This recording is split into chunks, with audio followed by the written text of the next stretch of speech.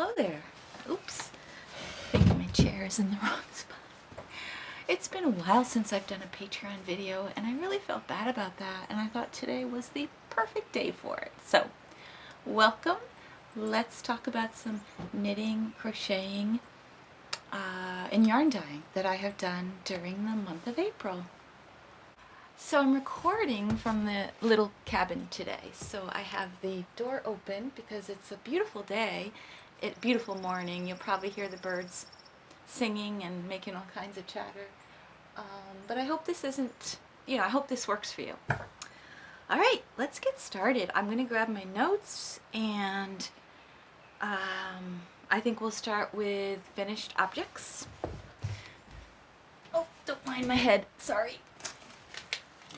All right, so we're going to start with, I showed you on the last video for YouTube, I showed you the Kulipa tank top that I crocheted for my daughter Sarah.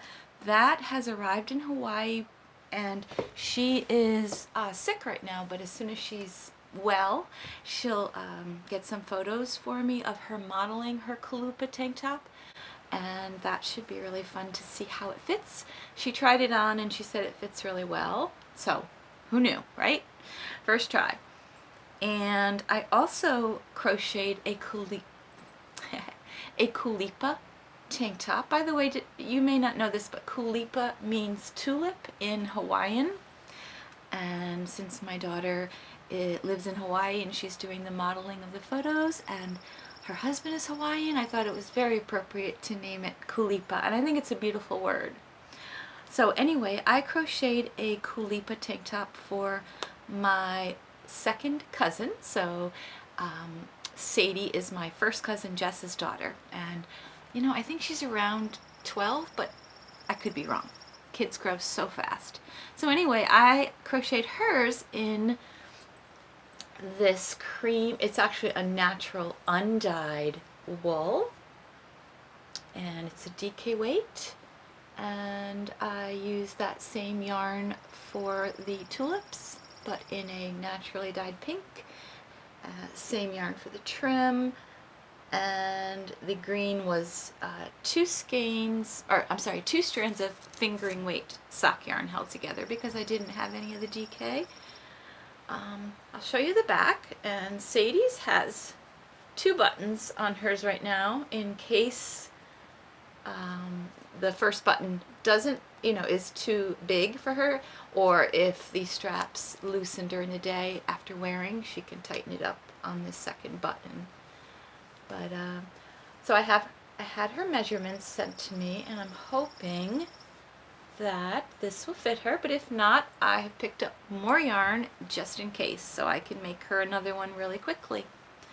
So yeah, this is just a little design. I'm not sure how this will be released, whether I'll release it as a, whoops, there goes my glasses, as a free tutorial on YouTube, or get it graded and edited and offer it as a paid for pattern, or both. I don't know yet, but so far it's fun, and I'm enjoying the process of crocheting something very quick that only takes a couple of sessions of crocheting and you're done. So really fun. What's I gonna say about this? I used a F hook for this version, and yeah, so stay tuned for more information on the Kulipa tank, but I'm really enjoying this project. Along the same lines, I wanted a sort of bra top / tank top, but more so something I could wear under loose clothing or pajamas. And I've been trying to crochet something similar to the Culipa, but not, because it just doesn't have enough coverage. So I don't know if this is going to work out or not, this version. But I had this yarn in my stash, and I started it out the same exact way as I did the Culipa, with the ribbing. and then the tulip row, and then I just did some single crochet. But now I've picked up stitches to knit because I need this chest area to cover, you know, have a lot of coverage. And I thought, I started out by doing some double crochet stitches because I also need the flexibility in the top part, the chest part. So I tried some double crochet stitches. They were nice and stretchy, but they showed through, so that wouldn't work. Single crochet just simply doesn't have the give that I think I would need. I don't know, maybe it would work. I may end up tearing this out and trying again, but I'm going to try first. So I picked up stitches all around. I think there were 105 stitches to begin with. Then I doubled, so I knit in the front and back of every stitch around, so that I ended up with 210 knit stitches. Due to the difference in the nature of crochet and knit, though, I thought that I would get a lot more room in that because I doubled, but honestly it kind of equaled the 105 crochet stitches because crochet stitches are just bigger and bulkier. So this is interesting. We'll see how it works out, and my hope is just to keep working the chest up and then add some simple straps. So I don't know. It was something fun to try because I wanted to see if I could offer something for, you know, the knitters that have more in the chest area. So yeah. So I used a bigger crochet hook for the bottom, and this one has a lot more stretch to it. I really wanted to make sure it could get around my under chest area, which is what you measure to do the ribbing. We'll move on to the next finished object, which I knit for my youngest granddaughter, Blakey. Blake just turned 3, and she loves the knits just like her sister Charlie, so it's fun. And she doesn't have enough. She gets the hand-me-downs, of course, from Charlie, but she really needs her own. I knit her up a newly released pattern by my friend Jessie. Jessie is also a patron here on Patreon, and I met Jessie. We worked together teaching many years ago in Brookfield, Connecticut, and she is just a love, just a joy of a human being, and we've kept in touch through all these years, and it's really fun because now neither of us are teaching and we are both knitwear designers. So she still lives in Connecticut, in the town that I grew up in. And so anyway, she released a new pattern called the Candlewood Cardigan, and she named this cardigan after Lake Candlewood, which is a gorgeous man-made lake in Connecticut that I frequented a lot as a child. There was a public beach attached to it that if you lived in the town that you could go to, and my parents would bring us, you know, on the weekends with like Kool-Aid and hot dogs and hamburgers, and we would swim, and just, it was the best time. And I went on to bring my own children to that same beach when I had children. So the name Candlewood Cardigan has a lot of sentimental meaning to me, which is really sweet. So I just knew I had to knit this up, and I made a few modifications. So let me start by showing you the picture of what it should look like, or what it does look like. So here it is. This is the Candlewood cardigan. It's beautiful. It is a top-down raglan with some really pretty lace details at the bottom hem and the sleeves.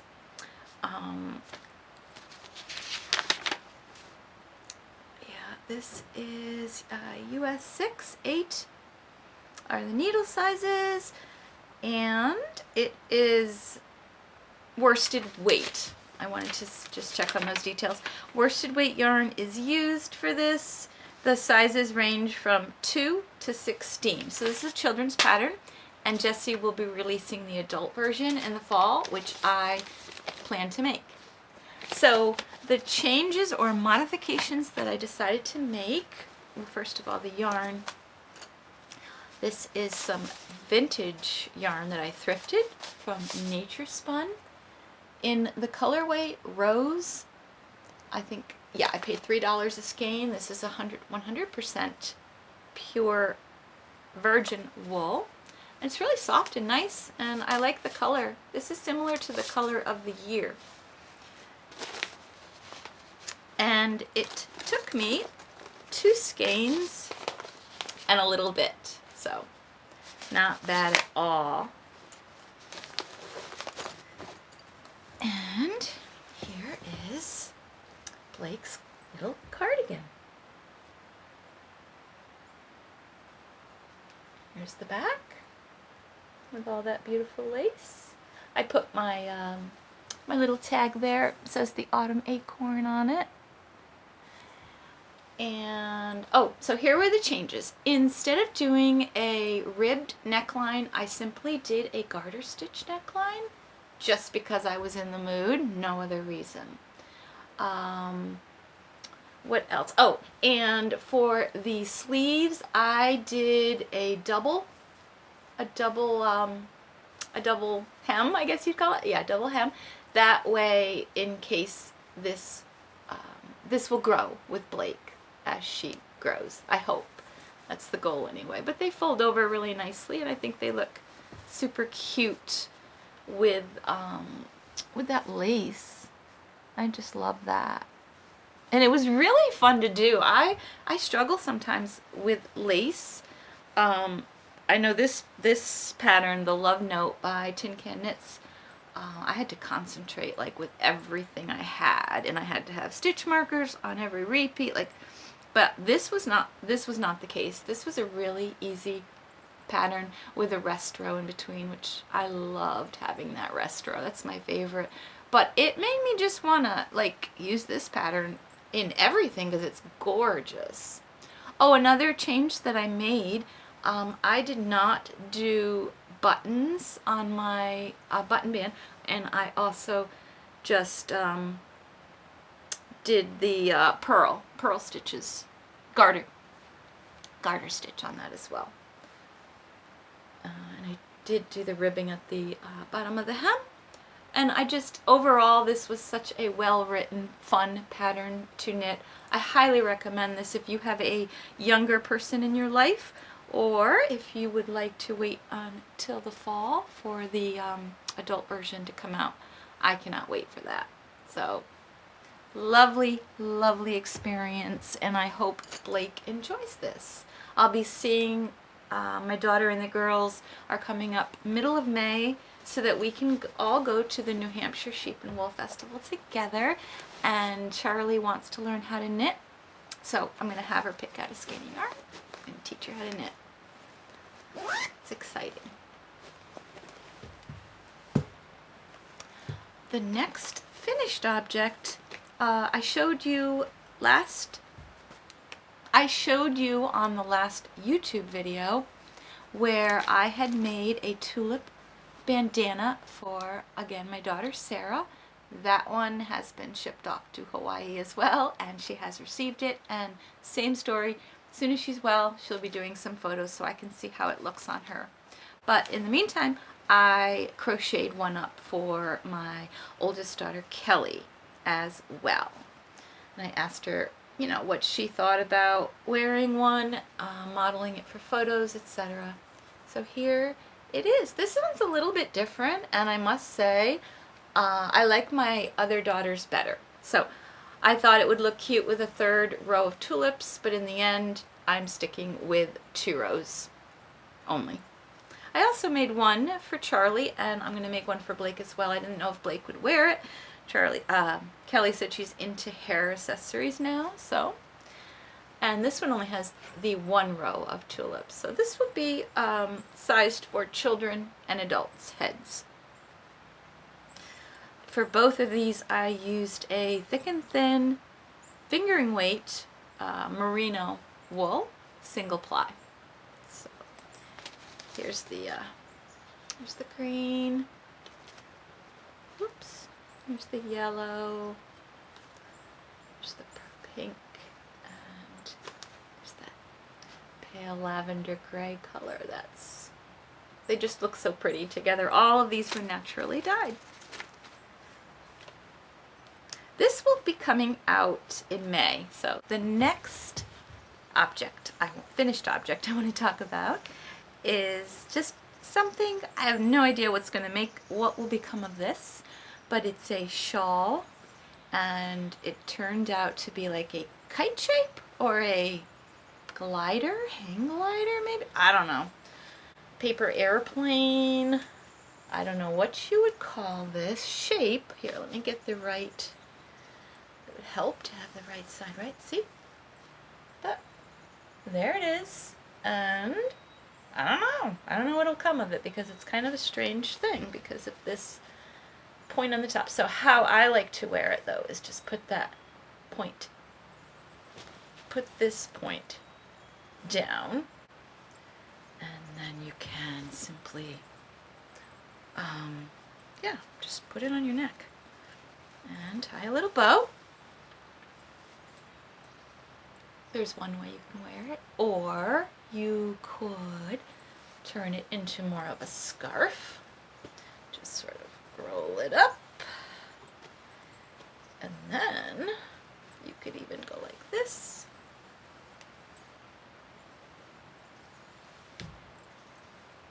And there.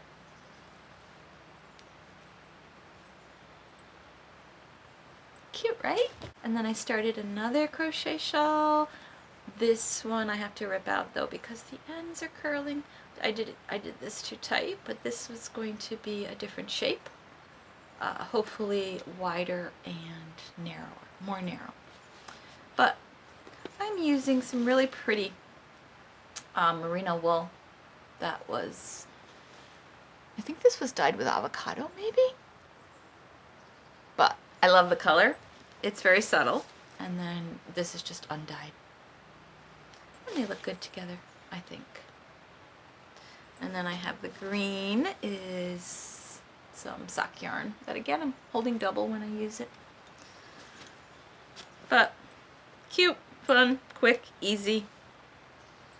Probably will be a free pattern.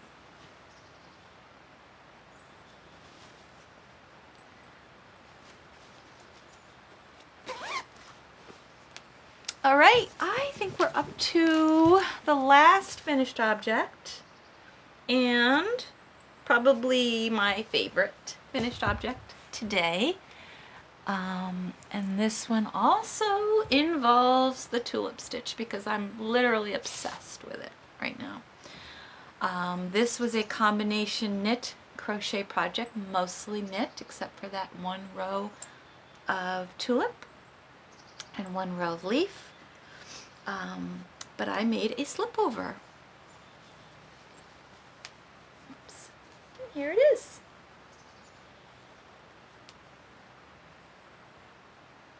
The back is longer than the front. The entire thing is ribbed. It has this cute little tulip bud on the back, and then of course the entire row of tulips on the front. I did some pink for the back as well, a little something special. Now on the inside you can see a messy area where my bud is, but obviously when you're wearing this you don't see that, so that doesn't make a difference to me at all. The yarn, the yarn that I used for this is now my new favorite yarn. I have never knit with Shetland wool before, ever. Don't know what I've been waiting for. I found some in my stash that had been gifted to me, 2 skeins by a lovely viewer, and they're from Echo Valley Farm, I believe it's called, in Maine. I reached out to them, but I haven't heard back. I was hoping I could get some more of their yarn, but I had some questions about their website, and they didn't write back. So I'm looking for some Shetland wool elsewhere. I found a farm in Connecticut in the town that my daughter lives in, so I might go that route. I don't know yet, but it is so heavenly. I just love this wool. It has all of the qualities that I love. It's very soft. So, but it has this thick and thin quality to it that gives it a, I know this is going to sound strange, but a messy kind of look, which I just love. Like linen almost. It reminds me of linen. The pink is just some Peruvian Highland wool that I had dyed up with cochineal.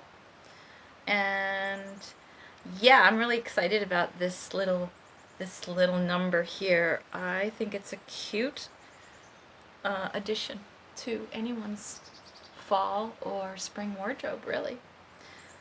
It's a slip over, and I will be having this one graded, tech edited, tested, the whole 9 yards. So if it's anything you're interested in for the future, please reach out.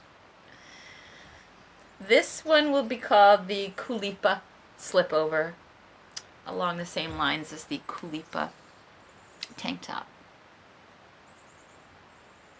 Yeah, I love this one. Alright, I won't go into too much detail on this one now. I will when it's getting closer to the time. Alright, I only have one more. Oh, no, I have 2 more works in progress to show you. Quickly, I'll show you the Celtic knot pillow and let you know how that's coming out. So where we were last time I recorded was way down here. So this is a tube, a knit tube, and once I get to 100 inches, which I'm at 40 inches now, so I'm almost halfway there. Once I get to 100 or so, 110, around there, I will stop. I will stuff it with some wool roving, and then I will tie it into a special knot, and it will become a pillow.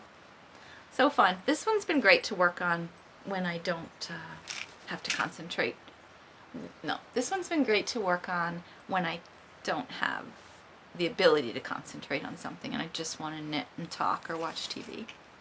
And it's in my little hand-sewn project bag made of linen that I embroidered with some flowers a few years ago. I love this bag. It's really fun. I'm going to grab the last object. So in listening back to the last clip and the clips before, I can tell that you can hear the river, and I do apologize if that's distracting to you or if it's affecting the sound quality of my voice at all. So, in my beautiful Max Carpet Work bags, I have my garter stitch marled blanket that I've been working on, the scrappy one, and I've made some progress on it. This one's a slog, guys. It is just getting so heavy and just bulky and cumbersome, and I don't know, it's losing its appeal, but I love the way it looks, so I keep going. But here it is. I'll pull it out slowly. Oh, I should be showing you this stitch marker so you can see where I was last time and how far I've gotten. That's not bad, right? Here, let's keep going though, so you can see all the colors I've used. That's that. A little disappointed that I didn't notice this. The room was dark when I was knitting this part, but you see how I have. Hold on, I'm going to try to show you this. It's really heavy. There's a pink section here and then a peach section here, and they just look the same. I should have chosen to you know, more contrasty colors, but whatever. It's a scrappy blanket. It is what it is. I am getting about 1 foot for every skein of of this fisherman's wool. I'm getting about a foot of blanket. I have 4 skeins left, but I don't think I want to add 4 more feet onto this, because that would make it, I think, 8 feet. It's about at the 4-foot mark now. So I think I'm going to go 2 more skeins and get to 6 feet, and that should be just right for this. But I'm really enjoying the I-cord edge. I think it just looks really pretty in a bulky yarn, a bulky weight yarn, so that's fun.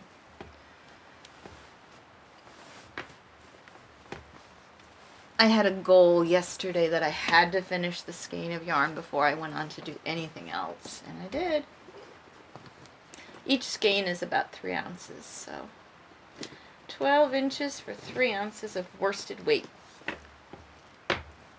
Whoa. Now, before we move on to the very last section that I wanted to talk to you about, I'll show you a few of the naturally dyed skeins for patrons this month. This month I decided to pull out all of my preserved flowers and plants and leaves from last summer and just do some jar dyeing.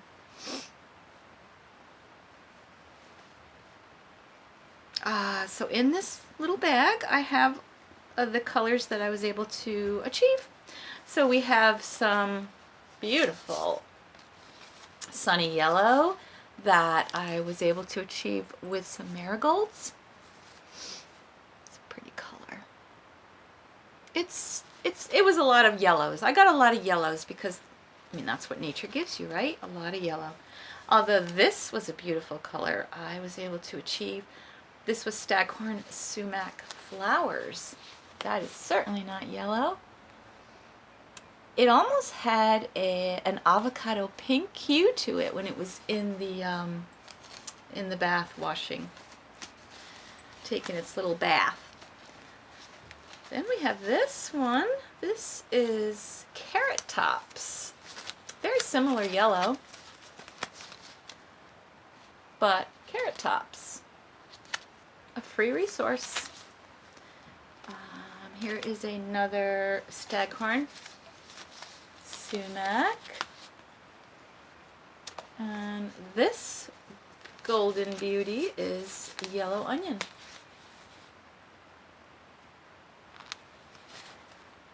And then I ended up with a paler yellow, and this was interesting because it was from lilac leaves. And you can see different shade. You can get so many different shades of yellow. So yeah, I had so much fun. So the way that I did these, and I will, I'll either insert the dyeing clip at the end of this video for you, or I'll have it in a separate video. But either way, you can see the process that I went through with jar dyeing. And I did not use the sun because it's not hot enough out yet. So I did it in the steam method. Okay, let's see. I want to talk about the last thing on my list, which is I've been talking about my colors. I have always enjoyed wearing autumn colors, especially later in my later years. I always wore much brighter, more pinks and blues in my younger years. And I don't know why I went away from it. I think I confused the fact that I really like fall colors in nature and to decorate with, and thought I needed to wear them as well, and they just don't suit me. So it took me a while to figure it out, and I just was like, you know, getting old stinks, right? But I thought there's gotta be something to this color thing.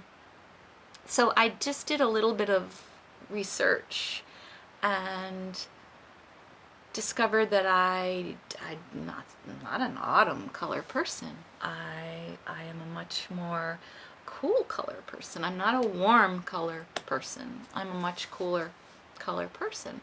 That's what suits me best. Half of my wardrobe is black. Black is not a good color for me. It is harsh. It casts shadows. It makes the wrinkles look worse. It makes, you know, when you're tired, it makes it look worse, everything. But I can wear charcoal grays or some navies, so it's not a total loss.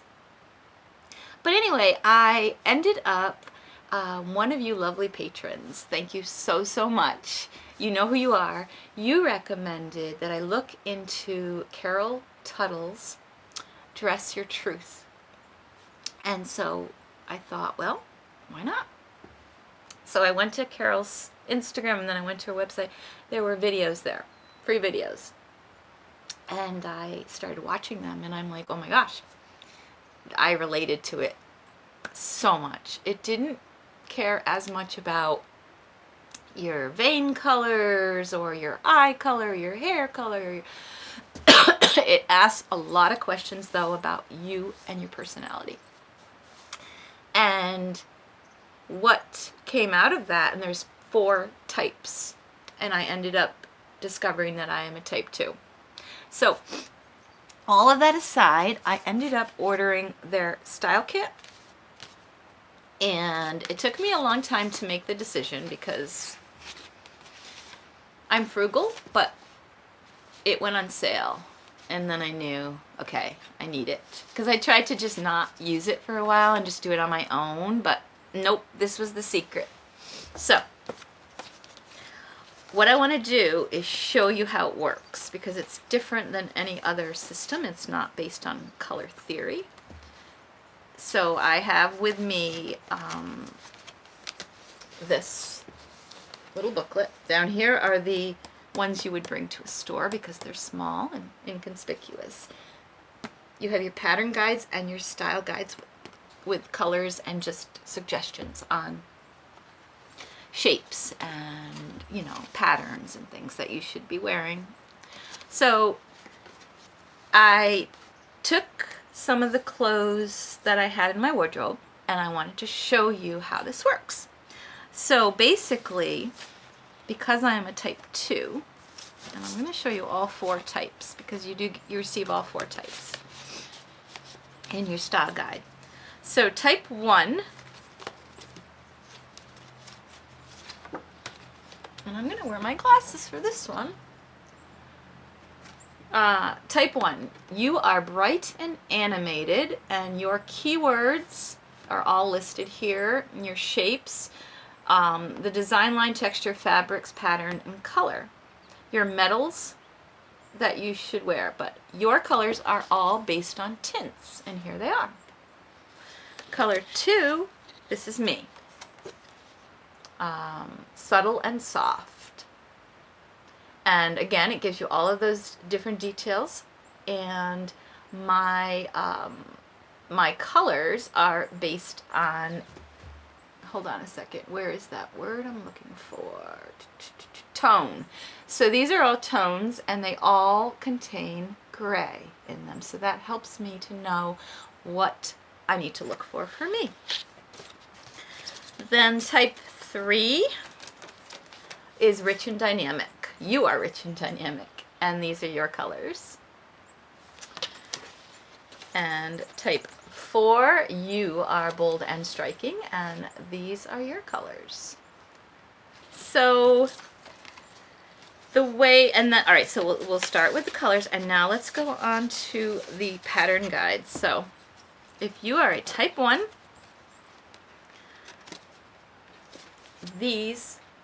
this is your pattern guide, and I'll explain to you what that means in a moment. But take a look at that, see if it appeals to you at all at first glance, because that might mean you're a type 1. Type 2, here's my pattern guide.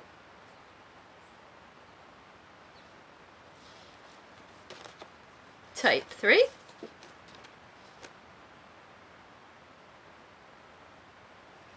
And type 4.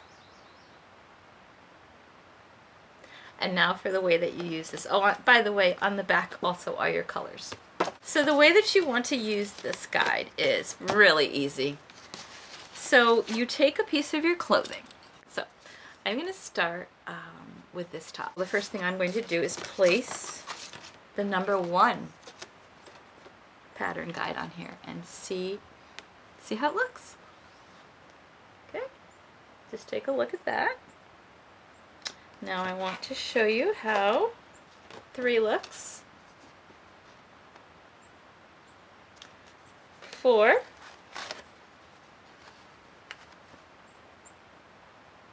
And mine, number 2. Now you should have seen or noticed, I hope you noticed, that this blends in so well with the rest, right? It looks like it belongs. When you take this one, oops, boop, it looks like it kind of belongs a little bit. This one, this just stands or sits right on top of the fabric. It doesn't work. It doesn't blend in at all. And this one, I think that one kind of works. That one kind of works, but number 2 rather, works so well. And it just, I know that that's my color. I can do the same thing with the actual colors. You can see how that kind of just blends in and works with that. If you put on these bold colors, it looks like it's on top of it. It doesn't look like it is blended in at all. So that was one example. Okay, now I'm going to do, let's find out. Let's start with the colors. What do you think? I think that works really well, don't you? Let's try the pattern. Absolutely. It blends right in. How about this one, number 4? You see how that just sits right on top? You can just tell it doesn't have any blending whatsoever. Here's a gray t-shirt that I have, and here's my card. Whoops. Color 4. Sits on top. Color 3. Doesn't really work. Color 1. Little better, but color 2. I think that works the best. And the colors blend in pretty well too. So, because this has gray tones. Here's another shirt I picked up when I found out my colors, and I didn't have the style guide yet, but I was just basing it on eyeing it, and sure enough, that really works. Here's one last one here we'll show you. I think you can already tell this one's probably going to work. Not bad. Not bad. Does it work with this one? Nope. Does it work with this one? No. How about this one? I don't think so. I honestly don't. I think it works only with that. I mean best. It works best with that one. I like green, but I don't think it works for me. There it is. It looks like it's on top of it, not blending in well. Let's find out which one this does belong to. This is 1. I don't know. Let's keep going. Here we have 4 again. Oh, that one looks like it just sits on top. And then this one, oh yes, that one works really well. So this green belongs to all you type 3s out there who can wear all those beautiful autumn colors. Look at that. Yarns. So now, of course, knitting wise, I'm thinking, or crocheting wise, I'm thinking you need to start using your colors. Why do you even keep colors that are not your colors, right? So let's do the same thing with yarn. So let's see.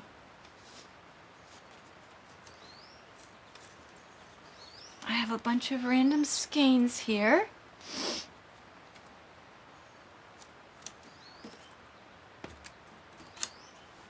Here we go. All right.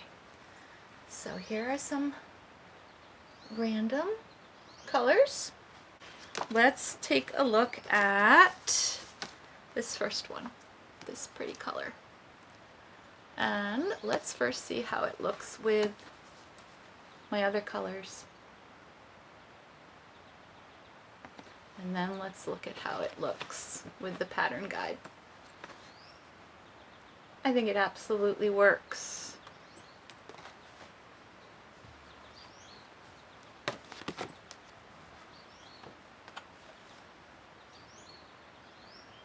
I see that color somewhere in here, don't you? Definitely. Even this color. I see that in there. I think it works really well, actually. This blue, I think you could see that really works out.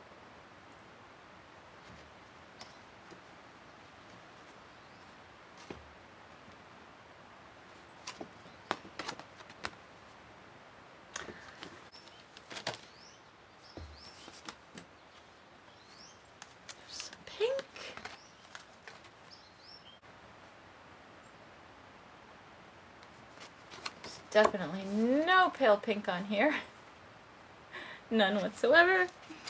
So yeah, I think you get the idea. And then I wanted to show you the last comparison will be on my new Teton. So when I first ordered this, I was disappointed because I have about 5 of these and only 1 of these, and I thought I wanted that to be the reverse.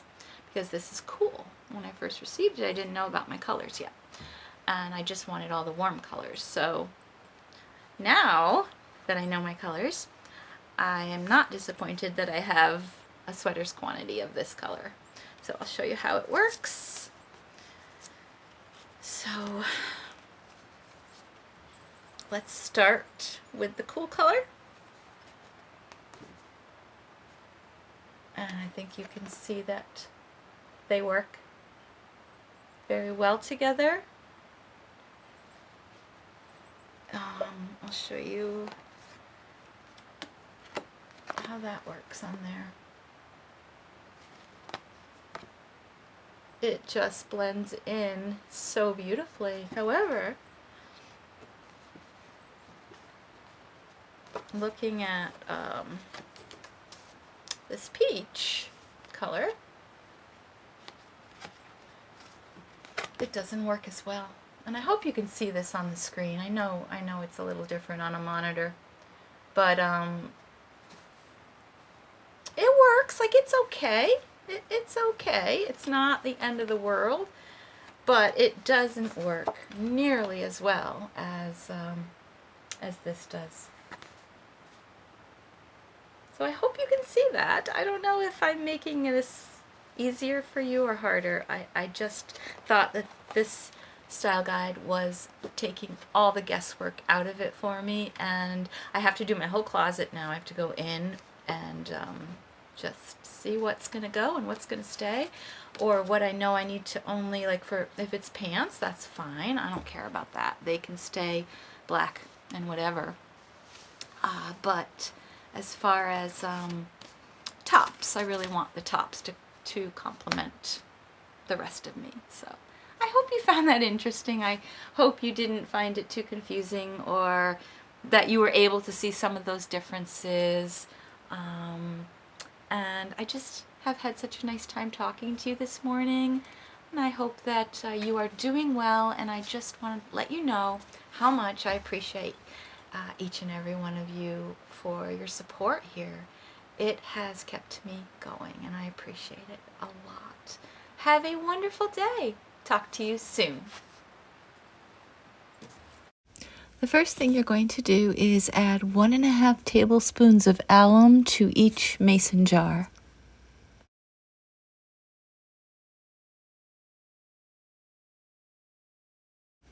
Then you're going to want to layer your plant material. So I took all of these preserved plants, flowers, leaves from last year, and they've been in the freezer. So I'm just going to add, in this case, some onion skins to the jars, and just put, a good amount in there, but leave enough room for your yarn and more matter at the end. So I will just continue adding all of the various plants. There were some lilac leaves. Those were really frozen, so that was a little bit of work. And you will just see that I'm adding all kinds of plants to each individual jar. Here we have some frozen carrot tops. Those were also a challenge to get apart.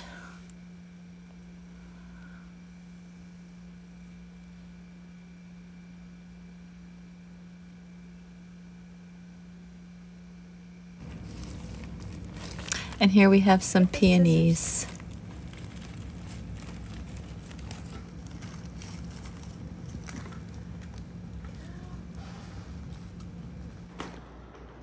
We'll use sumac leaves. We'll try this. I don't know if they'll give us any kind of green, but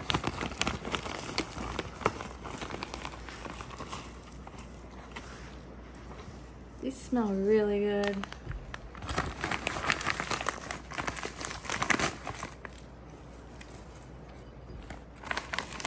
So cold.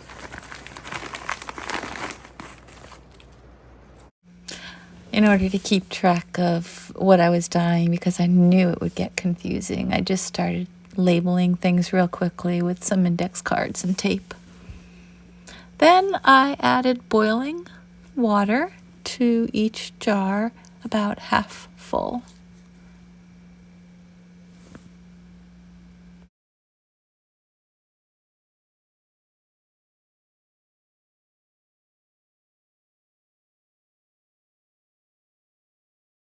Then I just started shoving 50 gram skeins of DK weight wool inside the jars.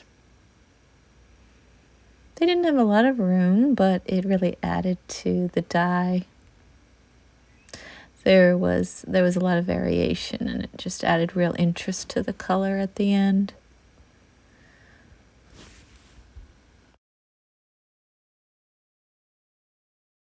It is important to push the yarn down into the jar with a spoon so it gets into, all of the dye.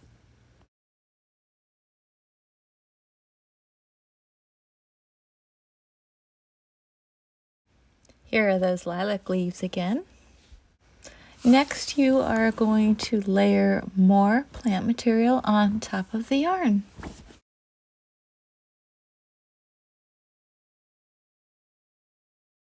And finally, you're going to add more boiling water to fill the jar, leaving just enough room to shake it up.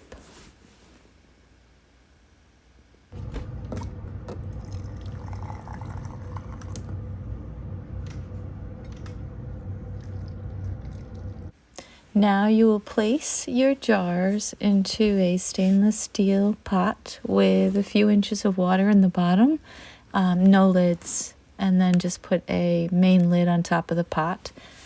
And you're going to steam your wool for about an hour. And here's our beautiful hand-dyed wool. I especially love the way these skeins looked in the sunlight. They were stunning. They all look just a little different, but it was such a fun project. I hope you enjoyed watching this little dye project using jars. And your yarn will lovingly be shipped out tomorrow morning, so I do hope you enjoy it.